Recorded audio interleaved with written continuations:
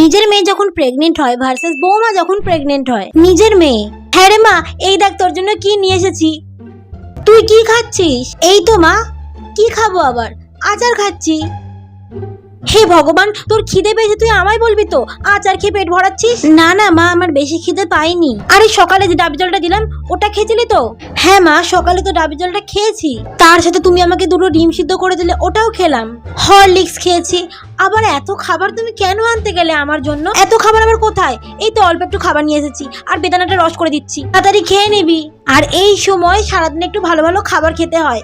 তুই কি আমার থেকে বেশি জানিস নাকি? আর তোর বউ দিয়ে হয়েছে, আমার মেয়েটার যে একটু সেবা যত্ন করবে তা নয়, সারাদিন কোথায় হাওয়া লাগিয়ে ঘুরে বেড়াচ্ছে। এ তোমা, খা তুই এগুলো। আমার পেটে আর জায়গা নেই, আমি খেতে পারবো না। আমি কোনো না না শুনবো না, এগুলো খা তো, শরীরের গুণে দেবে। ভাত খেয়েছে সেই কখন, খিদে তো পাবেই। নে নে খেয়ে নে। আমি ওগুলো কিছু খাবো না মা, আমার পেট পুরো ভর্তি আছে মা। আরে তুই বুঝবি না মা, বাচ্চা হলে এগুলো খেতে হয়। আমার দাদু ভাই দিদি ভাই যেই আসুক না কেন, তার খেলে গুণে দেবে, বুঝেছিস? শরীর স্বাস্থ্য ভালো হবে, খা তো খা।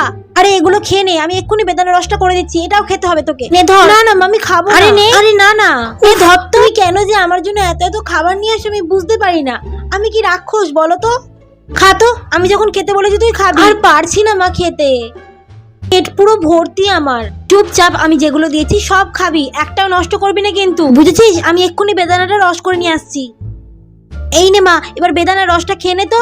মা আমি আর খেতে পারছি না মা, আমি বেদানার রসটা খাবো না, আমার ভালো লাগছে না, ওটা তুমি খেয়ে নাও মা। কি খাবি না মানে? আমি খাবো, এটা তোর প্রয়োজন, তুই খা, তোর বাচ্চার জন্য এটা খুবই দরকার মা। আমি যখন দিচ্ছি তখন খাবি। নে তাড়াতাড়ি ঢকঢক করে বেদানার রসটা খেয়ে নে। নে বলছি। আচ্ছা তুমি রেখে যাও, আমি পরে খেয়ে নেবো। আমি রেখে যাবো না, আমি রেখে গেলেই জানবো তুই খাবি না, ওটা ওখানেই পড়ে থাকবে। আমি যখন বলছি তুই খাবি, নে এক্ষুনি খেয়ে নে, আমার সামনে খেয়ে নে। আচ্ছা ঠিক আছে দাও, খাচ্ছি। উফ, তুমিও না পারো, আর কত খাওয়াবে আমাকে? দেখতেই তো পাচ্ছ এমনিতেই আমার ওজন বেড়ে যাচ্ছে। আরে এই সময় একটু ওজন বাড়লে ক্ষতি কি? কি এমন ওজন বেড়েছে তোর? খা তো। তা মানুমা, ডাক্তারের যে ডেট বলেছে সেই ডেটে যাচ্ছিস তো তুই ডাক্তারের কাছে? আবার কবে ডেট আছে তোর মা? মা তুমি কি সব ভুলে যাচ্ছ? এক সপ্তাহ আগেই তো ডাক্তার দেখিয়ে আসলাম, এখন আর ডেট নেই, আবার সেই পরের মাসে ডেট আছে। ডাক্তারে যে ডেটে যেতে বলবে সেই ডেটে কিন্তু যাবি, একদম নড়চড় করবি না, কেমন? আর তুমি ওসব নিয়ে চিন্তা করো না, তোমার জামাই আছে তো নাকি? তোমার জামাই বলেছে ওসব ব্যাপার সব দেখে নেবে। আর শোন, রাত্রিরে কি খাবি বল, যা খাবি আমি তাই করে দেবো। অনেকদিন চিকেন খাইনি, তুমি আজকে রাত্রিরে একটু চিকেন করবা। চিকেন খাবি? আচ্ছা তোর বাবাকে আমি এক্ষুনি বাজারে পাঠাচ্ছি, বাজার থেকে চিকেন নিয়ে আসুক। আর সাথে কি করবো, রুটি? হ্যাঁ শোন মা, এখন তোর পোয়াতি অবস্থায় তোর যা যা খেতে ইচ্ছা করবে আমাকে বলবি, কেমন? এখন এই অবস্থাতে যা যা খেতে ইচ্ছা করে তাই খেতে হয়। যা খেতে ইচ্ছা করে বলবি কিন্তু আমাকে, ঠিক আছে? বৌমা যখন প্রেগনেন্ট হয়।